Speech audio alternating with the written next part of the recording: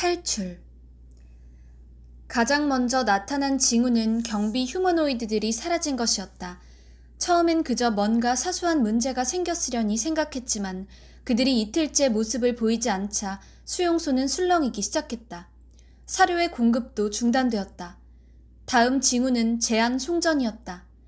전기 공급이 자주 끊기기 시작하더니 나중에는 낮에만 2~3시간 전기가 들어왔다. 전기가 에너지원인 전동 휴머노이드들이 가장 먼저 동요하기 시작했다. 태양전지로 작동하는 휴머노이드도 있었지만 빛이 들어오지 않는 실내에선 무용지물이었다. 대부분 전동인 전투용 휴머노이드들은 충전 스테이션 주변에 집결해 전기를 독점하기 시작했다. 나머지 휴머노이드들은 빈사 상태에 빠졌고 약간의 전기라도 얻으려면 안구나 필수 부품을 내놓아야 할 지경이 되었다. 그러나 겨우 며칠 동안 쓸 에너지를 얻겠다고 눈을 내줄 수는 없는 노릇이었다. 밤이면 암흑이 찾아왔다. 그러자 적외선 투시 옵션이 내장된 휴머노이드들이 득세했다. 그들은 어둠을 틈타 낮에 전기를 독점한 전투용 휴머노이드를 공격했다. 건장한 전투용 휴머노이드들이 밤만 되면 온몸이 해체되어 나뒹굴었다. 아침이 밝아오면 용케 살아남은 전투용 휴머노이드들이 적외선 센서를 장착한 비전투용 휴머노이드들을 색출했다. 하지만 겉으로 봐서는 누가 그런 기능을 갖고 있는지 알 수 없었으므로 이들은 자기들을 제외한 기계파의 안구를 모두 뽑겠다고 덤볐다. 졸지에 눈을 잃은 휴머노이드들이 괴성을 지르며 바닥을 기어다녔다. 내전은 바깥이 아니라 수용소 안에서 격화되고 있었다. 이런 상황에서는 선의도 평화를 만들어낼 재주가 없었다. 다행한 것은 이제 그들이 우리에게 관심이 없어졌다는 것이었다. 적외선 투시 기능이 있을 리 없는 데다가 전기를 두고 자기들과 다툴 일도 없었기 때문이다. 한낱 똥싸개인 우리는 멀찍이 떨어져 그저 그들의 내전을 숨죽이고 바라볼 뿐이었다. 날마다 기계파의 시체들이 나뒹굴었다. 그렇다고 우리가 안전한 것은 아니었다.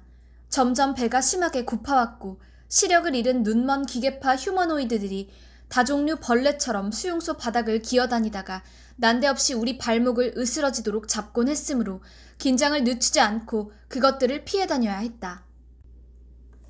처음엔 아직 눈이 온전한 전투용 휴머노이드들이 눈먼 기계파 휴머노이드들을 밟아 죽이고 다녔지만 곧 얼마 남지 않은 에너지를 낭비해가며 그런 짓을 할 필요가 없다는 것을 깨닫고는 자기들한테 다가오지만 않는다면 그대로 내버려 두었다. 어차피 눈도 잃고 방전까지 된 그들은 반격할 능력이 없었다. 그렇게 하나둘 작동을 멈추면서 죽음을 맞이했다. 전기만 공급된다면 당장이라도 부활하겠지만 일단 그렇게 작동이 중단되면 다른 휴머노이드들이 몰려들어 혹시라도 자신에게 필요한 것이 있을까 분해를 시작했고 그 결과로 진짜 죽음이 찾아왔다. 땅에 묻을 필요가 없는 기계들. 그들의 묘지는 20세기 지구상 어디에나 있었던, 특히 대도시 변두리에 위치했던 폐차장과 비슷해 보였다. 선의는 침착하게 사태를 바라보았다. 전기는 오래가지 않을 거야. 그래야 저 바보들은 탈출을 생각하겠지. 선의의 예상대로 제한 송전마저 중단되었다. 암흑의 수용소는 혼돈으로 빠져들었다. 에너지 레벨이 바닥에 가까워진 전투용 휴머노이드들은 눈에 띄게 초조해하기 시작했다. 문을 부수자, 담을 넘자 여러 의견이 나왔다. 다가올 죽음을 예감하고 기계답지 않게 감정적으로 행동하던 그 전투용 휴머노이드들의 모습에 강한 흥미를 느꼈던 기억이 난다. 그들은 에너지가 바닥날 때가 되면 다급하게 충전을 원하도록 설계돼 있었다. 에너지가 방전되면 먼저 움직임이 멈추고 움직임이 오래 멈추면 몸속의 대사도 중단되고 곧 진짜 죽음을 피할 수 없게 된다. 따라서 이들이 에너지가 방전되는 상황을 심각하게 여기고 아직 에너지가 남아있을 때 필사적으로 충전할 곳을 찾아다니도록 만든 것은 당연했다.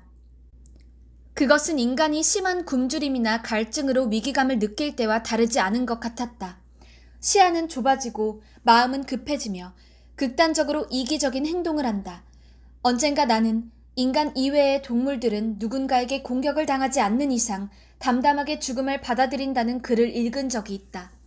동물은 죽음이라는 개념 자체가 없기에 다만 자기의 기력이 쇠잔해짐을 느끼고 그것에 조금씩 적응해 가다가 어느 순간 조용히 잠이 들듯 삶과 죽음의 경계를 넘어간다고 한다. 그러나 다른 종과는 달리 인간만은 죽음을 구체적으로 상상할 수 있기에 죽음 이후도 필요 이상으로 두려워한다. 아빠와 함께 보았던 20세기의 영화 블레이드 러너에서도 죽음을 앞둔 휴머노이드들이 필멸의 운명을 피해보려 자신들의 창조주를 찾아가 삶을 연장해달라고, 다시 말해 죽음을 미뤄달라고 요구한다. 설계자들이 휴머노이드에게 죽음에 대한 공포라는 인간적인, 너무나 인간적인 요소를 프로그래밍한 것은 단지 그것들이 더 잘, 문제없이 오래 작동하기를 바라는 의도에서였지만, 그 결과로 이들은 궁지에 몰린 인간들처럼 잔인하고 무정하게 자기 생존을 도모하는 데에만 몰두하게 되었고, 그럴 때 그들은 인간보다 더 인간적이 되었다. 그때 나는 처음으로 어쩌면 이들도 인간이 심어놓은 죽음에 대한 두려움으로 말미암아 신까지 믿게 되는 날이 오지 않을까 생각했다. 저토록 삶에 집착하며 죽음을 피하고자 한다면 어째서 그들이 사후세계를 약속하는 초월적 존재에 대한 믿음을 필요로 하지 않을 것이라 단언할 수 있겠는가. 선이 역시 전투용 휴머노이드들이 서로를 공격하면서 자멸해가는 모습을 관심있게 지켜보았지만 나와는 전혀 다른 관점을 갖고 있었다. 나는 기계들도 언젠가 종교를 상상해낼 거라 생각하는 반면, 선이는 기계가 일단 의식을 가진 이상 우주를 지배하는 정신의 일부가 되어가고 있다고, 그러니까 인간의 의식과 깊은 수준에서 연결되기 시작했다고 생각했다. 인간이 기계에게 의식을 부여한 것이 아니라 우주를 지배하는 의식이 태초에 인간에게 깃들었듯이 이제 기계도 인간과 같은 길을 걸어가기 시작했다는 것이다. 세상의 모든 의식은 선이가 늘 말하는 우주정신의 일부이므로 그 자체로는 선도 악도 없고 다만 그렇게 만든 어떤 조건과 상황이 문제라는 식이었다. 기계의 포악성은 그것이 기계이기 때문이 아니라 그들을 포악하게 만든 무언가 때문이라는 것이다. 그 무언가만 제거하거나 바로잡는다면 우주정신의 일부인 휴머노이드가 고의로 악을 행할 이유가 없다고 했다. 선의의 말을 이해하려 노력해보았지만 당시의 나로서는 너무 막연하고 추상적이라는 생각만 들었다. 하지만 선의의 세계관에서도 생에 대한 집착은 당연했다. 지금의 우리는 모두 어느 정도 개별적인 의식을 갖고 있지만 죽음 이후에는 우주정신으로 다시 통합된다. 개별성은 완전히 사라지고 나와 너의 경계 자체도 무화되는 것이다. 그러므로 선의에게도 이 생의 의미는 각별했다. 개별적인 의식을 가지고 살아있는 것은 그것만으로 엄청난 행운이니 너무나 짧은 이 찰나의 생을 통해 조금이라도 더 나은 존재가 되도록 분투하고 우주의 원리를 더 깊이 깨우치려 애써야 한다는 것이다. 선의에게는 그래서 모든 생명이 소중했다. 누구도 허망하게 죽어서는 안 되며 동시에 자신의 목숨도 헛되이 쓰러지지 않도록 지켜내야 했다. 선의는 이런 자신의 생각을 참을성을 가지고 내게 찬찬히 말해주었지만 나는 여전히 휴먼 매터스 캠퍼스에서 형성된 세계관을 벗어나지 못했다. 그곳은 과학자와 엔지니어의 공동체였으므로 우주정신 같은 것은 아무도 믿지 않았다. 그들은 상상했고 상상한 것을 만들어내려고 시도했으며 상상한 대로 만들어지지 않는 것은 기술과 혁신이 부족할 뿐이라고 믿었다. 당연히 기계의 의식이나 마음 따위는 믿지 않았을 뿐 아니라 인간의 의식이나 마음마저도 일종의 데이터나 프로그램으로 여겼다.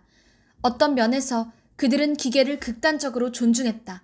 기계도 인간과 같은 대접을 받아야 된다기보다는 인간도 어떤 면에서 기계와 다를 바 없다고 믿었다. 가장 인간을 닮은 기계를 만들어내면서 동시에 그것을 통해 인간의 기계성을 탐구했다고 할 수 있다. 그런 풍토에서 자랐기 때문에 나는 선의의 생각에 흥미를 느끼기는 했지만 그것을 마음으로 받아들이기는 어려웠다. 벼락치는 소리를 내며 수용소의 벽이 무너져 내린 것은 해가 지고 난 뒤였다. 막 어둠이 내리기 시작하는 시간, 불도저가 담을 무너뜨리자 탱크들이 수용소 안으로 진입했다. 그 뒤로는 금속 슈트로 중무장한 인간 민병대원과 그들이 부리는 전투용 휴머노이드가 분대를 이루어 움직이고 있었다. 맨손으로 맞서던 기계파가 레이저총에 맞아 쓰러졌다. 자욱해진 먼지 속에서 선의의 손이 튀어나와 내 손을 잡아 끌었다. 어서 나가자, 미니 데리고. 여기 있다가는 다 죽어. 우리는 철근이 드러난 콘크리트 더미를 타넘으며 달아났다. 전기가 흐르던 철조망은 민병대에 의해 이미 파괴된 후였다. 나, 선의, 미니 순서로 그곳을 통과하고 나니 억새가 우거진 들판이 나지막한 언덕으로 이어졌다. 우리는 몸을 낮추고 언덕 위로 올라가 숨을 돌렸다.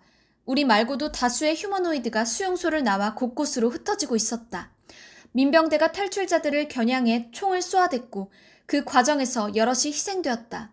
다행히 민병대는 건물 밖으로 나와 추격하지는 않았고 탈출자들은 미친 듯이 달렸다. 건물 곳곳에서 솟구치는 화염을 보니 아마도 내부 진입을 우선하기로 한 것 같았다. 숨을 고른 나는 수용소 건물을 내려다보았다. 그 안에 갇혀있을 때는 수용소가 거대하고 음침한 괴물처럼 느껴졌는데 지금은 그냥 초라하고 낡은 콘크리트 덩어리로 보였다.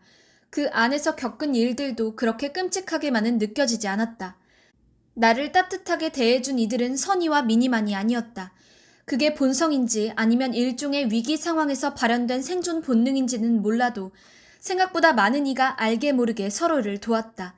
모르면 서로 알려주었고 자기가 먹을 것을 선뜻 내주었고 재능을 나누었다. 나는 시장에서 들었던 아름다운 노래와 연주를 떠올렸고 주인 부부를 그리워하다 죽은 영감님도 생각났다. 들어오자마자 팔이 뽑히면서 자기가 기계라는 것을 알게 된 아이도 작은 무리에 받아들여져 살아남았다. 여전히 기계팔을 무서워했지만 가끔 지나가다 보면 아이는 자기 무리 안에서 밝고 환한 모습이었다.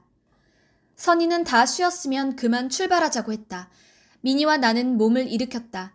나는 마지막으로 다시 한번 수용소 쪽을 돌아보며 조금 머뭇거렸는데 이렇게 말하는 게 지금도 잘 납득이 안 되지만 분명 그리움과 비슷한 어떤 감정이었다고 생각한다. 물론 수용소는 다시는 돌아가고 싶지 않은 곳이다. 그러나 그곳은 내가 휴먼 매터스 말고 처음으로 오래 살아본 곳이고 연구원들이 아닌 존재들, 나와 함께 이 세계를 살아가고 있지만 내가 전혀 알지 못했던 어떤 존재들과 마주했던 곳이다. 나는 살아남았고 살아남기 위해 내가 할 수 있는 일을 했다. 조금이라도 편하고 안전하게 지내기 위해 날마다 소소한 노력들을 했고 작고 불안정하지만 내 공간이라고 말할 수 있는 곳도 있었다. 거기 들인 노력과 시간을 버리고 떠난다는 게 조금은 갑작스럽고 아쉬웠던 것 같다. 다시 낯선 환경에 던져주고 보니 그저 익숙한 것이 더 나아 보였을 수도 있다. 그리움이라는 감정이 꼭 좋았던 무언가를 향한 것만은 아닐 거라고 생각한다. 그저 익숙한 무언가를 되찾고 싶은 마음일 수 있다. 수용소를 돌아보던 그 마지막 순간에 마음속에 떠오른 생각은 그런 것들이었다. 낮고 불길한 소리와 함께 불도저 로봇이 수용소의 무너진 담장 사이로 다시 모습을 드러냈다. 그 뒤편으로 미처 탈출하지 못한 휴머노이드들의 모습도 얼핏 보였다. 인간인지 휴머노이드인지 정확히 알 수 없는 흰 헬멧을 쓴 민병대원들이 그들에게 모이라고 손짓을 하고 있었다. 설마 저들을 다 죽일까? 나는 여전히 떠나자고 재촉하는 선의에게 물었다. 글쎄, 우선은 쓸만한 인원은 살려서 병력을 충원하겠지. 선의가 미니를 내려다보며 말했다. 하지만 아무짝에도 쓸모없는 이들은 죽이겠지. 나나 미니 같은 애들 말이야. 그런데 철이 너는 잘 모르겠다. 어쩌면 쓸모가 있다고 생각할 수도 있어. 그런 의도는 없었겠지만 선의의 그 말은 비아냥처럼 들렸다. 민병대의 유용한 존재 같은 것은 되고 싶지 않았다. 나는 눈을 질끈 감고 몸을 돌렸다. 수용소 쪽에서 비명소리가 들려왔다. 학살이 시작된 것 같았다. 보지 마. 가야 돼. 선의가 재촉하며 앞장을 서고 내가 미니를 끌고 뒤를 따랐다. 그 순간 풀숲 속에서 누군가 갑자기 몸을 일으키는 바람에 우리는 소스라치며 뒤로 물러났다. 우리와 마찬가지로 수용소를 탈출한 휴머노이드였다. 선의와는 잘 아는 사이인 것 같았다. 나중에 선의에게 듣기로 그는 수용소에 들어오기 전에 큰 호텔에서 이런저런 잡일을 했다고 한다. 그는 우리에게 어디로 가느냐고 물었다. 선의는 일단 수용소에서 멀어질 것이라고, 그 다음엔 나를 가리키며 철이가 휴먼 매터스로 연락할 수 있는 방법을 찾을 것이라고 말했다. 선의가 동행을 권했지만 그는 망설였다. 왜냐고 묻자 그가 난감한 얼굴로 말했다. 저를 받아줄 곳이 과연 있을까요? 그럼 왜 도망치셨어요? 내가 물었다. 무서워서요. 그런데 막상 이렇게 혼자가 되고 보니 내가 어디를 갈 수 있을까 하는 생각이 들어요. 나는 무등록이고 도시로 들어갔다가 다시 잡히면 또 어딘가에 갇히거나 폐기되겠죠. 너무 구형이어서 누가 고쳤을 것 같지도 않고. 그럼 어떻게 하려고요? 호텔리어 휴머노이드는 힘없이 수용소 쪽으로 시선을 돌렸다. 선희는 무슨 말인가를 하려다 입을 다물었다. 민병대의 일원이 되어 자신을 가둔 정부에 맞서는 게 왜 나쁜지 설득할 수 없다고 생각했을 것이다. 선희는 이해한다는 듯 고개를 끄덕였다. 그는 마음을 굳힌 듯 발길을 돌려 언덕을 내려갔다. 우리는 반대 방향으로 몸을 낮춰 걷기 시작했다. 마침내 능선을 넘어가기 직전 우리는 누가 먼저랄 것도 없이 마지막으로 수용소 쪽을 돌아보았다. 호텔리어는 인류가 오래전부터 취하던 항복의 포즈로 양손을 번쩍 든 채 민병대를 향해 다가가고 있었다. 다행히 민병대는 그를 향해 발포하지 않았다. 적어도 우리가 보고 있는 그 순간까지는.